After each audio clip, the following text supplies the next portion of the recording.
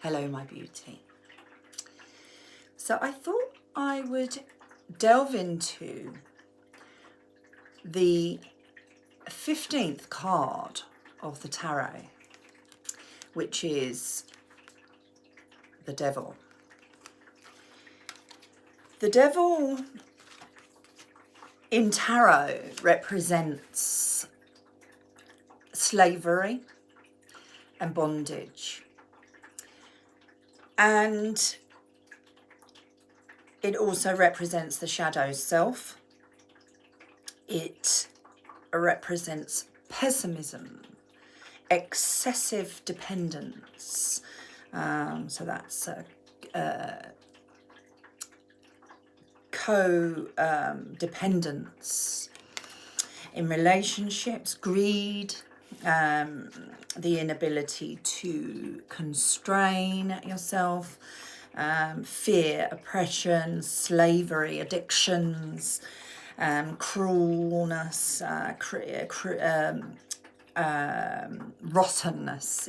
It's a fairly dark card, and it's one of the few dark cards in the tarot, because most tarot have a dark and a light side, whereas other than to read it ill-dignified, inverted, you would say the release of those things. So it signifies the opposite. You know, you've broken free from those things. It doesn't necessarily represent the good side of those traits, the opposite of those traits, but it represents the fact that you have you were under the spell and now you're released, or you've broken yourself free.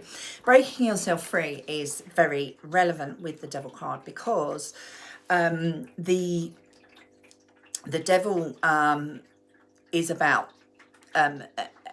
allowing the imposition, allowing the chains to be put around you. And I think this is really relevant at the moment, because within society, globally, we have handed over our power, handed over our sovereignty to what we believed was for our best interests, to those who, you know, promised many things, promised to look after us, promised to do the best for us, promised to protect us and serve us. Well, what's actually happened is we've been completely fooled and tricked and lied to, and that is not what they are doing. So there are lots of theories on who these people are and what powers them, what drives them, and we've seen within the files that have been released lots of talk about Satanism, the devil, and devil worshipping and Luciferianism. But where we, I think, would be helped by comparing those things is how we have allowed that negative to crawl in and open up the cracks and feed into humanity's negativity and gain control and claw into us as a society and as a global society, when we don't actually have to give them any power whatsoever. Now, with that, it's easy to sort of say that, but where you feel helpless, but you know, a lot of people are being pulled down by this information that's coming out, the feeling that we are helpless to help, you know, the cruel behavior and the barbaric behavior, and in some instances satanic behavior towards, you know, young vulnerable people. We find ourselves in despair, but those individuals have climbed their way to the top with the thought that they are in power, they have control. But in actual fact, they only have the control that you give them. Because let's face it, for instance, if you decided that you weren't going to follow their advice, their guidance. There's a lot of talk about guidance and, and there's a lot of talk about laws, and we have handed over our sovereignty, and all you really have to do is take that back and make your own decisions based on what you are able to do. Even with money, I'm not able to do that, so I'm not going to do that. I'm living in a position of need. Therefore, I am not going to be driven by parting with my finances until I have covered what I need to cover. Now, I'm not advocating not paying your bills. I'm not advocating anything, but it's just an interesting perspective to say, what is my priority? Do I pay this that has been extortionately increased? And when we look at that position, that whoever's supplying it has gone into billions and billions of profit, is that fair? Is that a fair amount? So if it's not fair, then I think if we just take back a little bit of our power and say, if it's not fair, then I don't have to comply. It's a difficult situation to be in, because you don't want to be in a situation where you are vulnerable to being persecuted or being attacked for not playing their game. But at the same time, you are one person amongst the 99%. And so I do believe that you do have to put that into perspective and say, okay, if one person is saying no, and then you see other momentum's building, and then other person are saying, well, I'm not paying that, I'm not doing that. Now, you see lots of TikTok creators that are coming up and providing support for those in the UK that don't, for instance, don't pay their council tax, the threats that they're getting, whether it's lawful. There's these parking tickets that are extortionate, and just if you make a little mistake or you slip your mind. I mean, I have the most dreadful memory through my fibromyalgia. There are many times when things slip my mind, and you end up with sort of a very severe penalty that is disproportionate and unfair.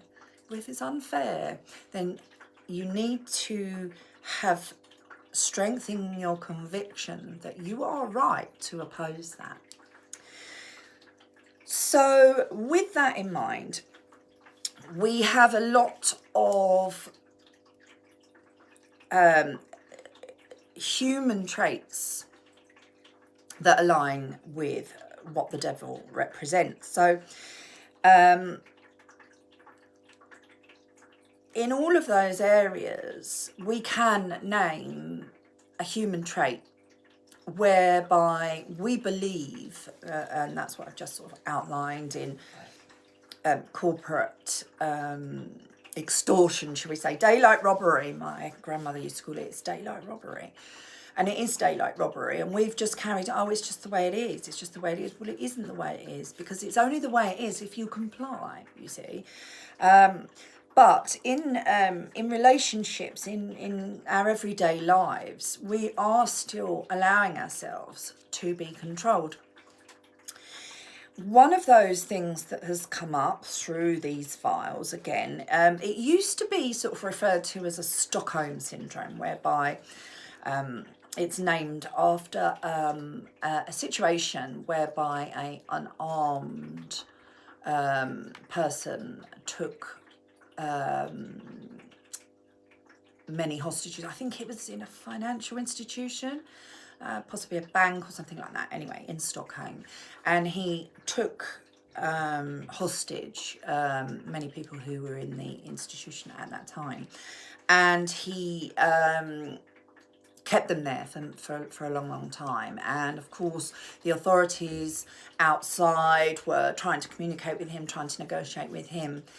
And what they found afterwards was that many of the hostages started to align themselves with the values and the behaviours of the hostage taker. And they started to resist the authorities' suggestions. And I'm being vague here because I'm not 100% sure about the details because I forget. But so after that fact, we used the phrase, the phrase Stockholm Syndrome was developed because what we might see in society is somebody with seriously negative, harmful values or behaviours that would bind and control an individual or group of individuals and enslave them, force imprison them.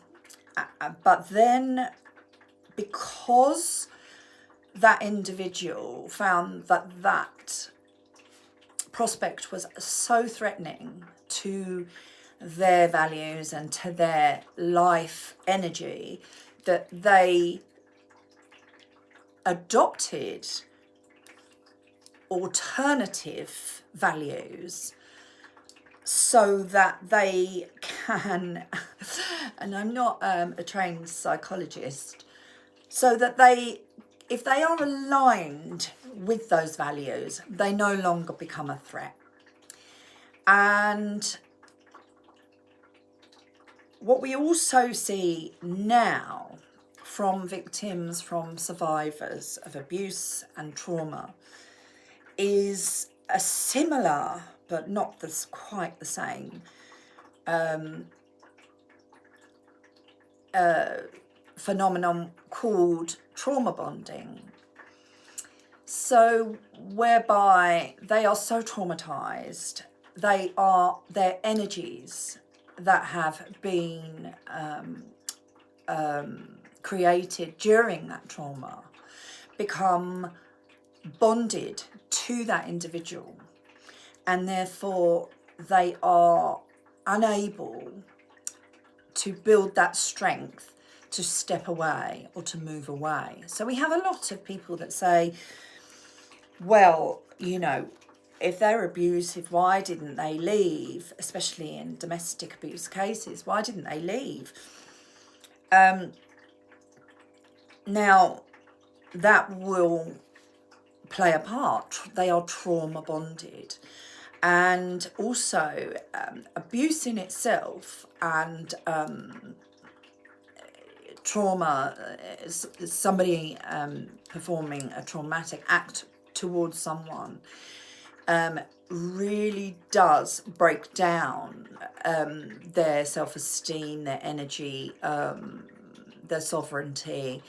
Taking control of someone else can really, really break down that person's ability to feel that they have the right, the strength, and the intelligence and ability to break away. And we are, as a society, starting to learn that more and more. So we don't have these questions. Why didn't they leave? But it isn't quite filtering through properly to the criminal system. So we still have the outdated views that we want to see, or a lot of people want to see, something that registers with their values and their behaviours as an indication or a sign that that person can break free, that person could leave, that person could stand up for themselves, that person could change their situation. And they are basing that, and that's where we do have a society that has been programmed to become non-empathic. The presence of empathy has been trained, conditioned out of us, because we are in that survival mode, and it's each for their own, and I can't afford to do this because everything's so hard, so therefore I just have to look after myself, and I can't even put myself in somebody else's shoes. I cannot even go into that darkness because it will pull me down energetically, which is another reason why people don't want to go into and accept survivors' stories, or don't want to look into these files because of the darkness that they might find, and they cannot cope with the negative energy because they are already themselves in a survival mode and haven't got the strength and haven't got the courage to start looking into such darkness that will pull their energy down, and then it leaves them weaker. So you find that I call them light warriors. They are the ones with the strength and the ability to pick that up, to investigate, to look into it, to expose the truth on what's really happening in the world. And of course, the perpetrators don't want that happening. They don't want the world waking up to what they're doing. They want everybody to stay sleeping, to stay in survival mode, to stay there and not have the energy to question things. So the light warriors are called conspiracy theorists, nutters, crazy, whatever you want to call them. You know, they're discredited, and they are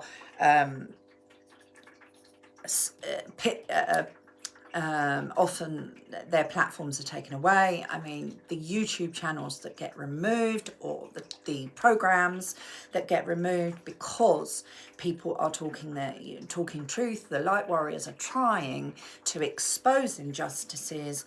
The perpetrators don't want that happening. They have the power, they have the control, they are the CEOs, they are the people tied into the system of slavery to whoever is at that top level, which is very much debated. And there's talk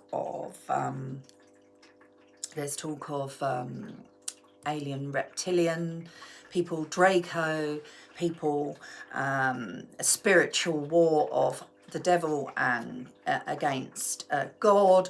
There's lots and lots of theories on who is at the top, and we can go within and hear a theory and think, does that sound right? And if it resonates, we will take that on. And if it doesn't resonate, we think, doesn't quite.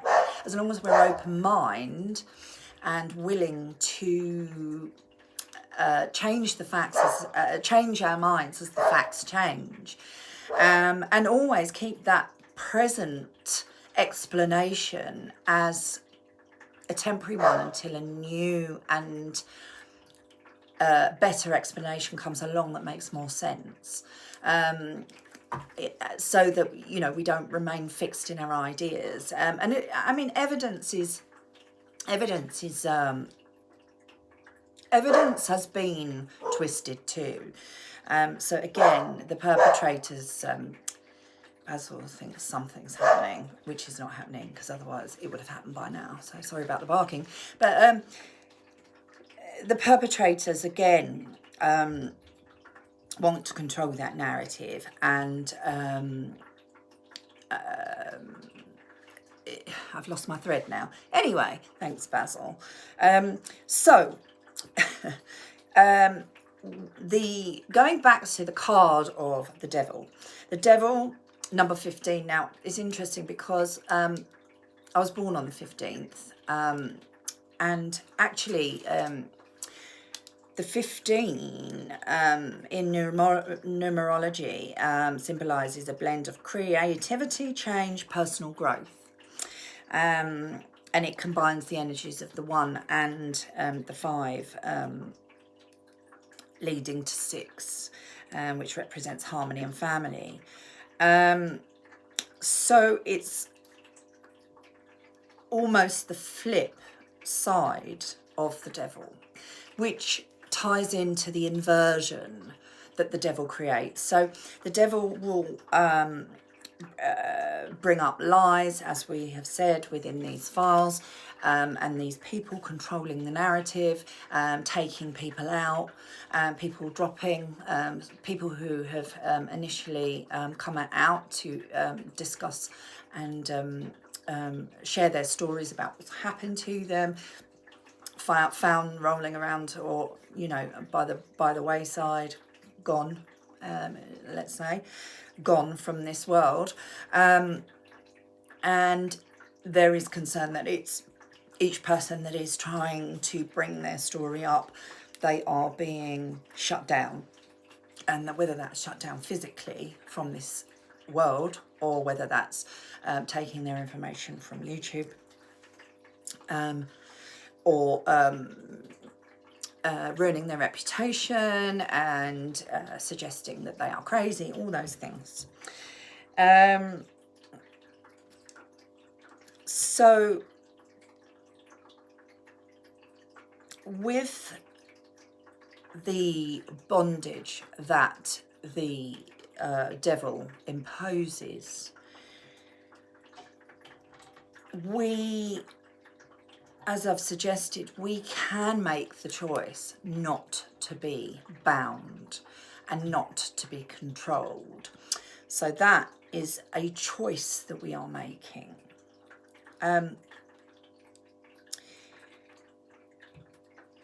When we find instances of that energy within our normal lives, we could be part of a friendship group which is controlled, in the sense that an individual might want to talk about their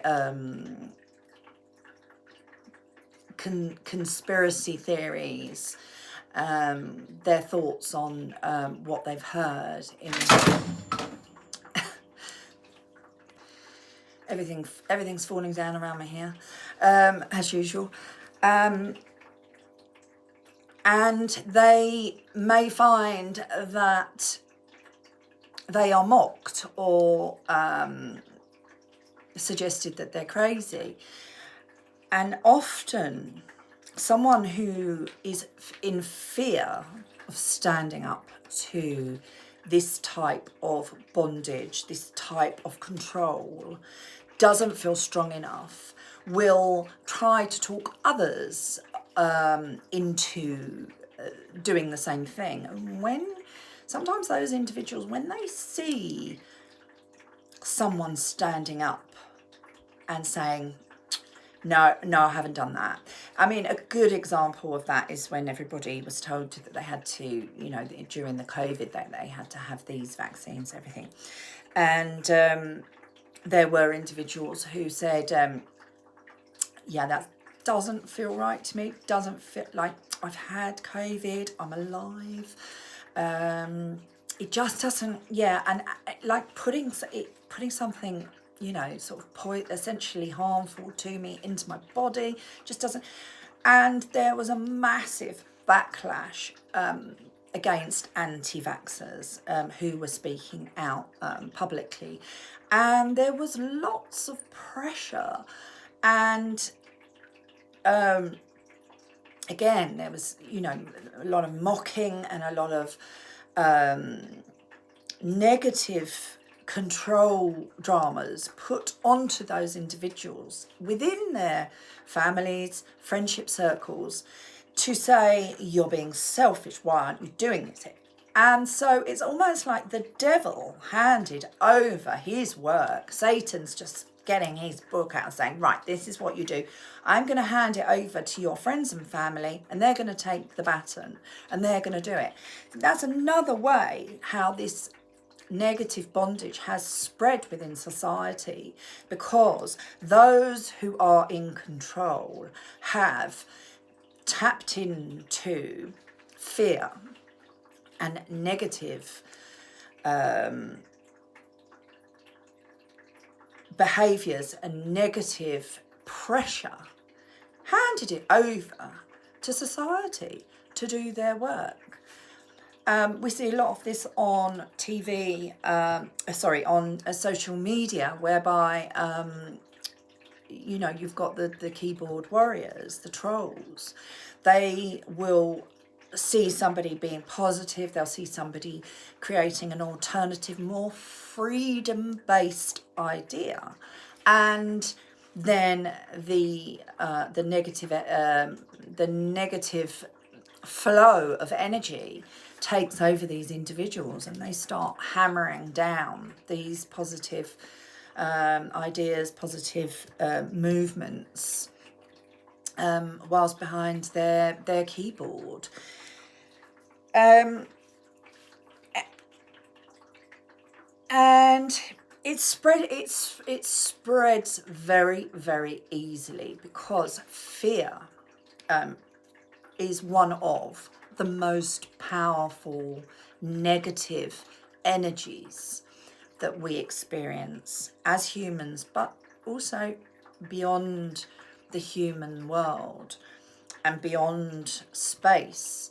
People who have experienced near-death experiences. Now, there are less negative near-death experiences that are reported than there are positive.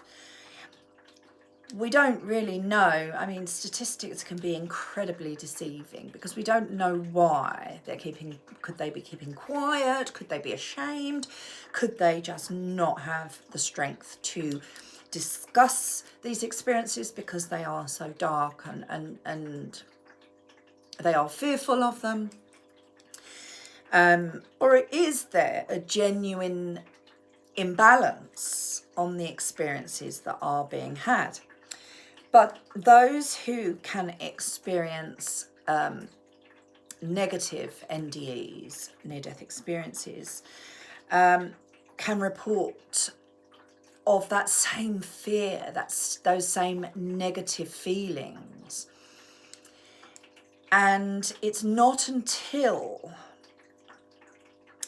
and interestingly, thinking about it, the ones that do come forward, the majority of the ones that do come forward, talk of how they finally move out of that negative near-death experience and move into a much more positive and enlightening near-death experience. They're the stories that come out. So it may be that those who experience a negative near-death experience and just come back into their bodies, not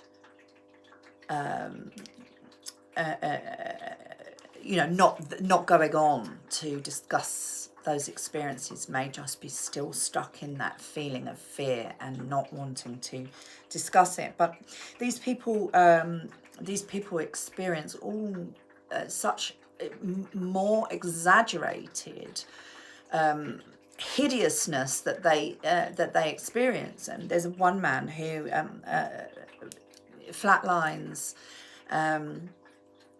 brain dead, heart is stopped, no electrical current running through either. So medically deceased. And then he steps out of his body, he starts to walk, he gets called by what he thinks are hospital officials who ask him to follow. Then they eventually lead him completely away from the hospital setting and into a setting that he doesn't recognise or know of, and then they turn on him and start to rip him to shreds, literally rip him to shreds. But in life, if you were ripped to shreds, you would move on, you would pass on. But in death, being ripped to shreds, you cannot escape that. Death doesn't occur. You continue to be ripped and ripped and ripped and ripped and ripped to shreds, but you are still conscious. And eventually he asks, he is an atheist, but he does dive far back into his childhood and the glimpse of hope that he had, that Jesus was an ascendant master, or somebody who was real and loving and good. And he asks Jesus to save him. And Jesus then appears and takes him out of that setting and takes him on to a near-death experience that is a lot more positive, full of love, full of unconditional love, full of peace, full of harmony, gives him information and shows him information on how he can return to this life and change it for the better, and that all of his medical accolades, all of his work accolades mean nothing, but the fact that he paid 50p or 50 cents for someone's shopping that didn't have that final 50 pence, that is his real accolades when he leaves this material life. And that leads back into the materialism of the devil. Now, the devil is represents materialism, and that again is very much how the world is right now. You see people who don't have particularly big salaries, and they're going out and they're buying Teslas because they're sucked in, and it's a status symbol. I can drive my Tesla and everybody thinks I'm really successful, but in reality I'm really struggling to pay my bills, and we've got to go on a cheaper holiday, or we can't afford a holiday because I'm driving around this Tesla. Crazy. But that is the drive of the current energies of the globe. It's about showing off. It's about materialism. And anybody who's found love, let's say, you can be in a situation whereby you are lonely, you are feeling anxious, and an addiction becomes unmanageable. It becomes something that you are constantly seeking out, whether it's a gambling addiction, whether it's a drug addiction, alcohol, shopping addiction. You are constantly looking to raise your serotonin, your dopamine levels, to feel a little bit of that love that is available in the afterlife, or in that realm. And so you are constantly, and that, of course, that's another thing that those that rule, those that control, want us to keep indulging in, because of course they're making a lot of money out of that. But there we go back to materialism. Their energy that they are seeking out is all material. And what you find is, if you find a true, loving, caring, balanced relationship, often, even if it's just for a short period of time and then it gradually declines, often you will find those addictions will lessen. And it's rare to be able to find someone who can give you that if you are in a state of addiction, because you will attract the same energy in. They'll be addicted in some way, and that's how the relationship ends up going to pot. But in a state of peace, in a state of unconditional love for yourself, in a state of true connection to spirit, true connection to God, the light, the divine, those addictions aren't required to raise your vibration. Those addictions aren't required for you to feel better. And that is when you will see that a material addiction, a material need is replacing what is missing in your emotional life. So I've experienced this. I used to work in the city. I used to like to buy all the designer things.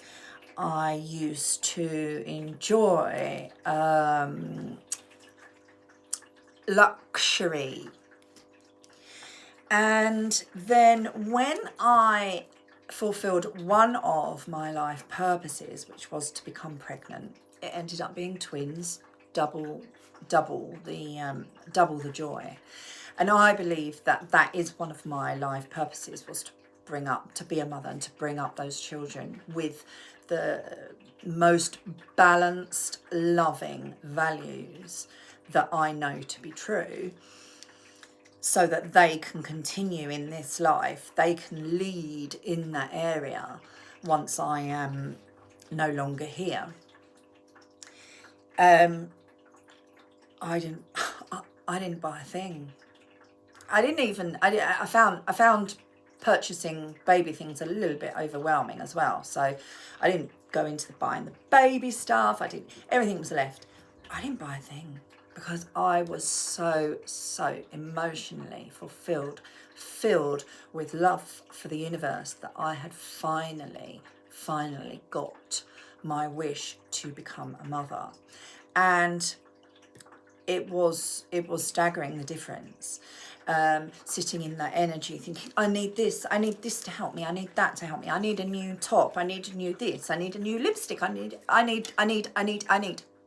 constant need of material things to fulfill that hole.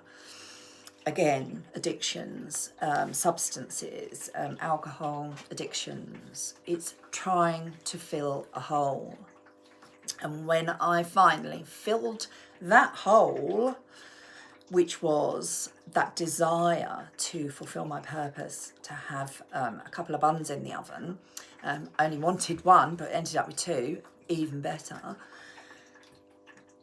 That need, that desire to consume, purchase, buy things, just dropped away in a case of a phone call from the NHS to say I was pregnant. So there we are.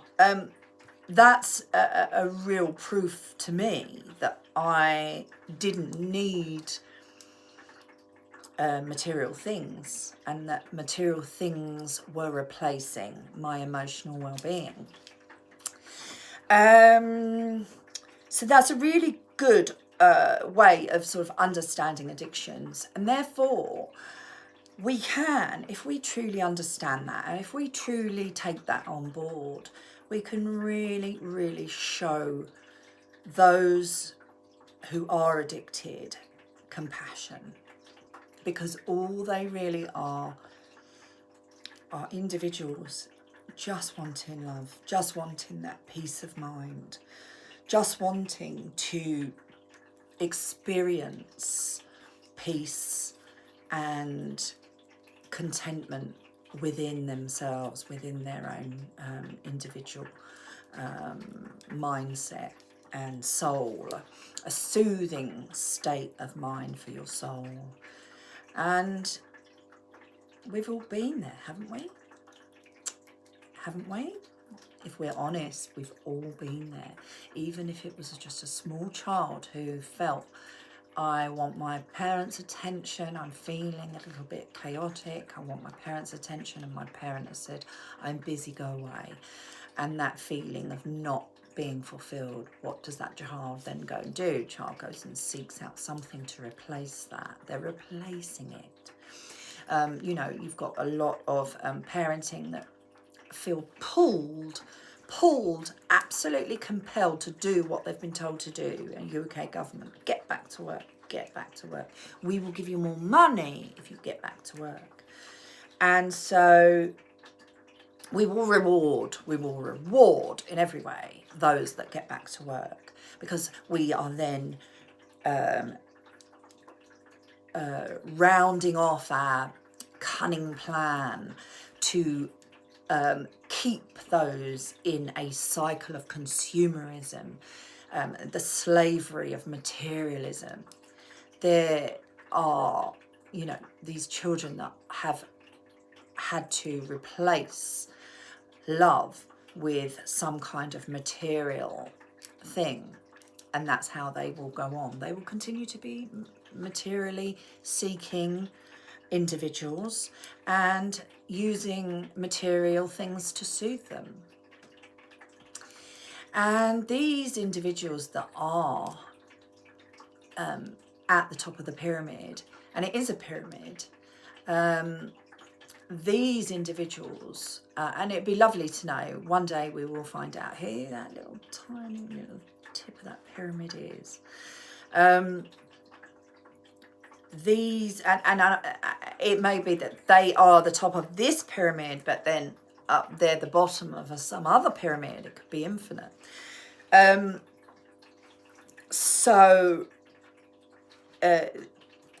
These people, that is their world.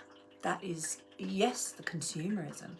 They're not saying, oh, I really want people happy so I can, you know, really get the happiness out of them. It's like, if you've ever watched Monsters, Inc., it's a really good example of how the negative energy can be harvested. And they realise by, you know, just sort of asking a few questions and realising that everything's not what they've been told it is, they can, in fact, also harvest positive energy and positive feelings. And they can, and it's just as, you know, it will bring that same fulfillment. And it doesn't cost anything, because nobody's suffering. No one's suffering. And I think that's a really sort of good analogy to teach kids as well, is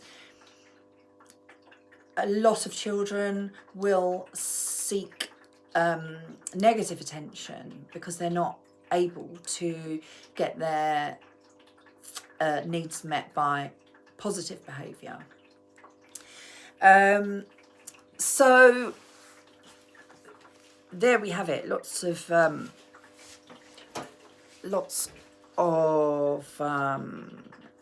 examples out there. There's loads of examples out there. It just so happens that having children, 10-year-olds, that sticks in my mind.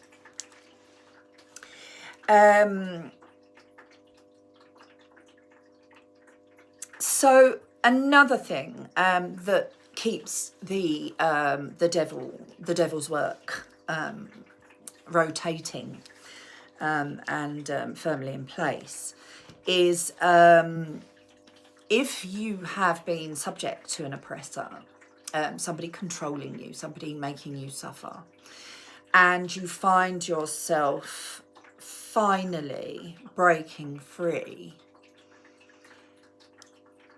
and removing yourself from that, from those chains, from that bondage, some people find the void unbearable. They find that void incredibly difficult to navigate because they are so conditioned, they are so used to that negative energy, that suffering, that once they break free from it, which they know intrinsically is the right thing to do, they need to break themselves free from the oppression, but then they find themselves in the void and they don't understand why, but they are not comfortable, they are not free, they're still not free because they are still tied into the bondage of that conditioning, which is basically they have taken on that trauma bonding, those views, those ideals, those the Stockholm's, the syndrome, that they are somehow they deserve that behaviour, and that is necessary for them to suffer. So what they can do is they end up bullying themselves. And we all have that, one book said inner roommate, but that inner voice, that inner devil, that devil on our shoulder that says, you're not worth it, you don't deserve this freedom. So you've ended that situation, okay, fine, that's all done and dusted, but you need to set up another slavery environment, a slavery system. And that is when you will find that every negative thing said to you as a child, every negative thing said by a teacher, a parent, a family member, other children in the school setting that said things to you, negative things to you, that's when you'll pull on all of those remarks, all of those views that aren't yours. They're not yours, because we don't start life with these negative views of ourselves. So we take on others' negative views, negative energy that they want to project onto us, because it's often just expressing their own frustrations, their own lack of love, their own negative feelings, their own feelings of not having inner peace.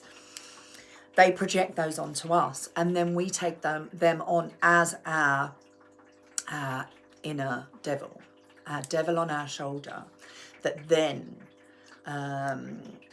gains strength and starts to whisper in our ear about, yeah, you don't deserve that freedom, you don't deserve that.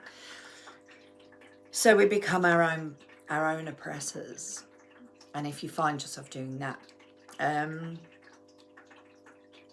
I would suggest always therapy is a really, really good way. Just to, there's so much woven into our psyches, and just picking each piece open is so helpful with a therapist, with someone who can listen and just outline what it is you're saying about yourself, your experiences.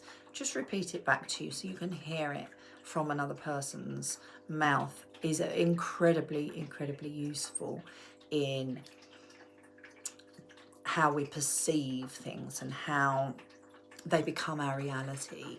By just hearing it, truly hearing it, we are able to see it as an external situation as opposed to one that we are connected to.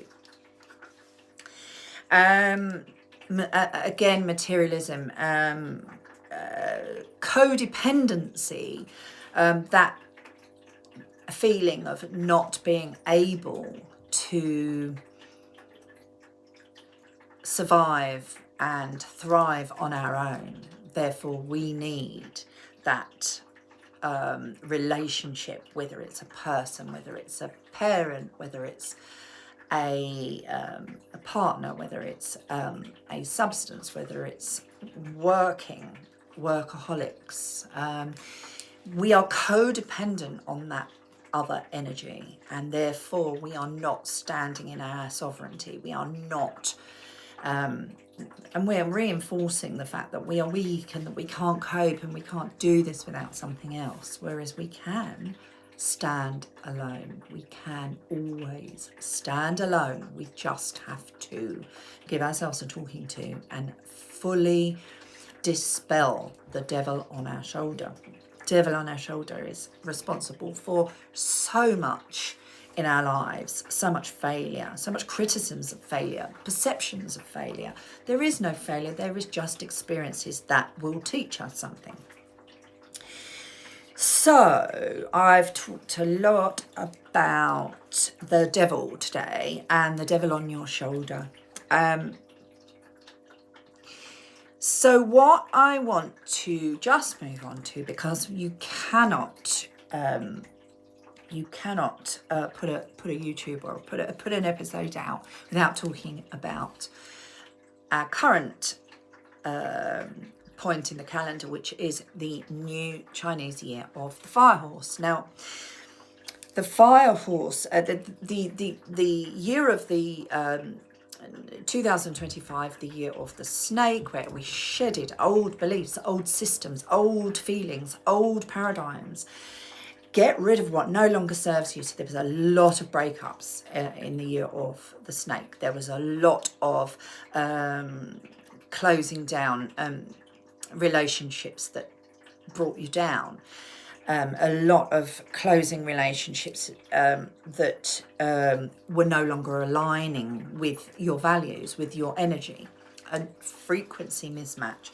So you'll find that there was a lot of frequency mismatching that were put an end to in the year of the snake.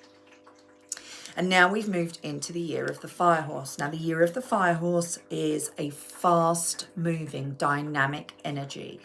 It signifies new beginnings. It signifies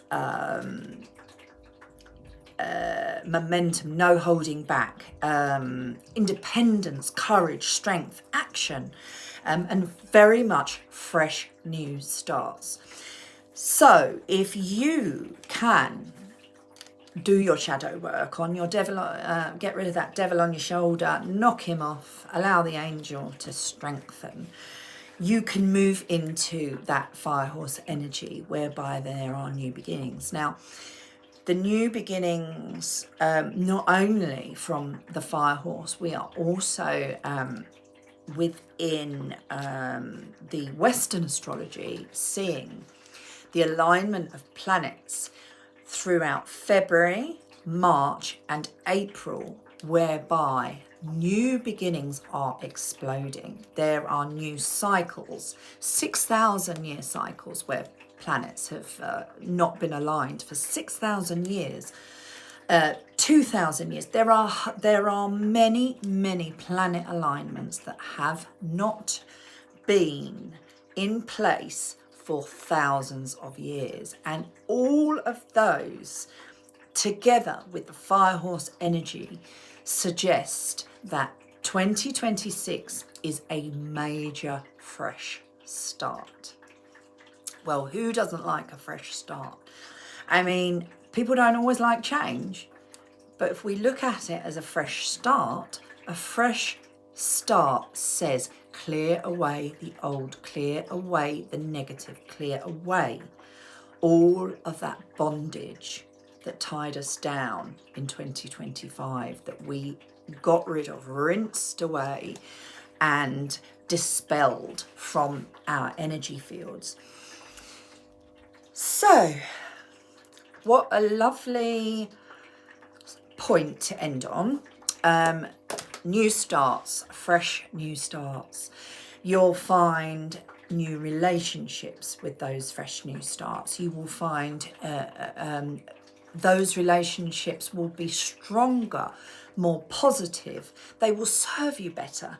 They will be more aligned with your frequency, and that is key. It's key to you maintaining balance in your life. I'm not sure how excuse me, how anyone else has felt, but my energies have really struggled with balance the last few weeks. I have really found myself yo-yoing, or what's the word? Really struggling with the balance. Just to keep in a frame of mind that helps me set a platform to build.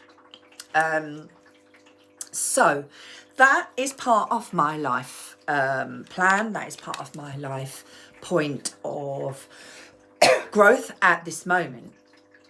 So the tendency or the inclination to become frustrated with that is real. However, that is something. No, my throat chakra starts to close up when I start talking about my negative feelings of feeling imbalanced. It's a really good way of sussing out where your blockages are.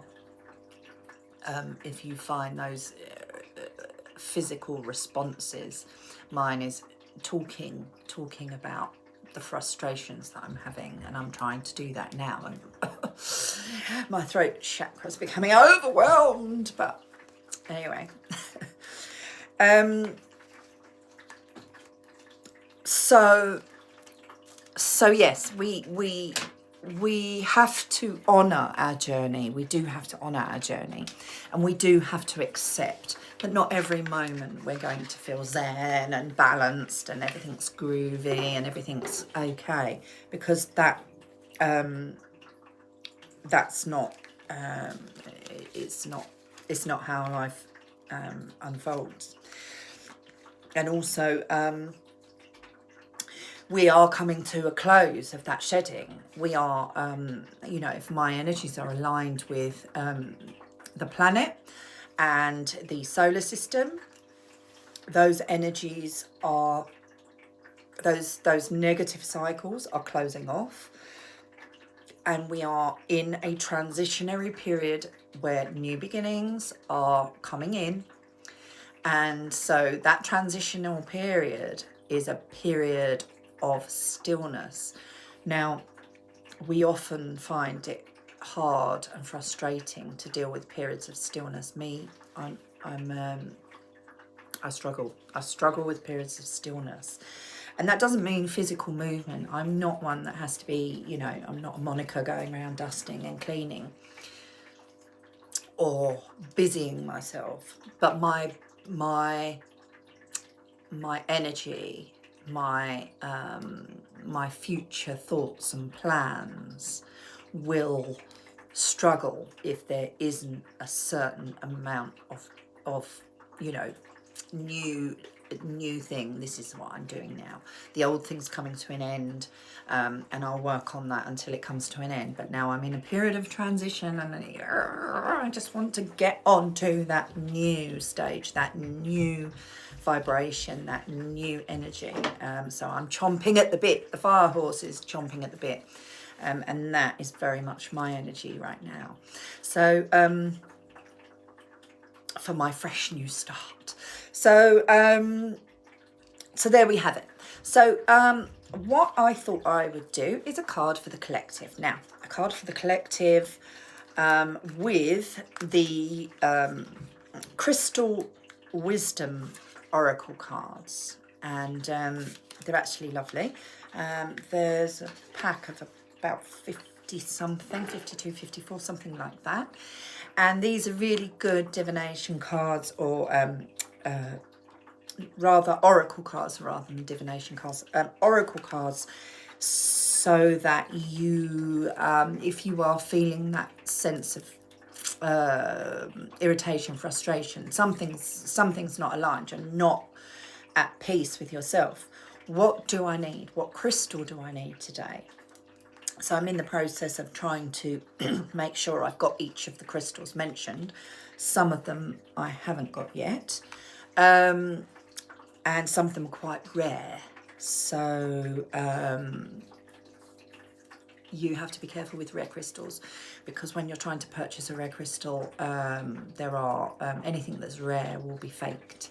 I know that China, India, I think Thailand are pumping out a lot of fake crystals right now. So it is quite a good idea to go to a reputable crystal seller when you're purchasing your crystals. Some things can't be faked, and some things are easy to tell when they're faked. For instance, moldavite is quite easy to tell, because it's very hard to get the tiny bubbles into moldavite, and then the surfaces of moldavite tend to be quite rough, and whereas fake moldavite is sort of quite shiny and smooth. Not to say that you won't get a shiny piece of moldavite, because obviously there are shiny pieces of moldavite, but if you are ever purchasing moldavite, I would suggest, if you go into the Moldavite Society is a good Facebook group to join, and they are very experienced Moldavite people. A group, obviously a collective group of people who have joined the group, who are interested, and it's also great to see some of the pieces, the angel chimes, the hedgehog angel chimes, absolutely stunning, but a lot of money because of the rarity of them, and they are only available, or they're only found in the Czech Republic from meteor, from very, very I'm not sure if it's millions or billions. Anyway, a meteor that hit just in that area and produced these tektite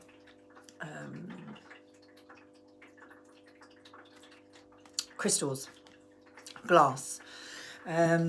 So anyway, enough about moldavite. I will talk more about moldavite and its properties at some point. But right now, I'm going to pull a card for the collective from the Crystal Wisdom Oracle cards. So the card, what do we need to know? Bearing in mind this oppression that we have hanging over us, the bondage that we have hanging over us, from the global, well, it's the global elite, isn't it, that are controlling the planet. So let's see what wisdom we can pull from the Crystal Wisdom Oracle cards for the collective. Morganite. So Morganite represents nurturing. So the card for the collective is Morganite, and it is asking you to nurture your self-love and compassion. Embrace your heart's desires. So it's a really, really important thing in order to fight the devil. We have to love ourselves. We have to ignore criticisms. We have to ignore that negative pull, the fear. So self-love is a really, really good way to, if you can truly love yourself, you don't fall for the bondage of the devil. And compassion is important in self-love. You have to have compassion and empathy for yourself. Obviously, empathy for yourself is pretty easy, but compassion for yourself, so that you are not trying to punish yourself or judge yourself for whatever it is that the devil is trying to tell you you have done wrong or not achieved. And embrace your heart's desires. There's nothing more powerful in raising your vibration than embracing your heart's desires, doing what you love, doing what you feel good, what makes you feel good, what's, you know, the positive action that makes you feel good, that you enjoy, that you love, that gives you passion. Your that is self-love, and it's also incredibly good at raising your vibration. Follow your biggest passion, do what you love. Okay, so if you have enjoyed this video, if there is anything you would like to be covered in the esoteric, please do subscribe, email. My links are all on, probably the best one, well, TikTok, YouTube, Instagram. All of my links are on my website, srgsoulguidance.com. And there is also an email there as well if you wanted to email a subject to look into and cover. And I hope that you are now thinking about your new beginnings, your fresh new starts, your new beginnings, embracing your highest passions, and all the things that will raise your vibration in the next week. Okay, so sending you my unconditional love.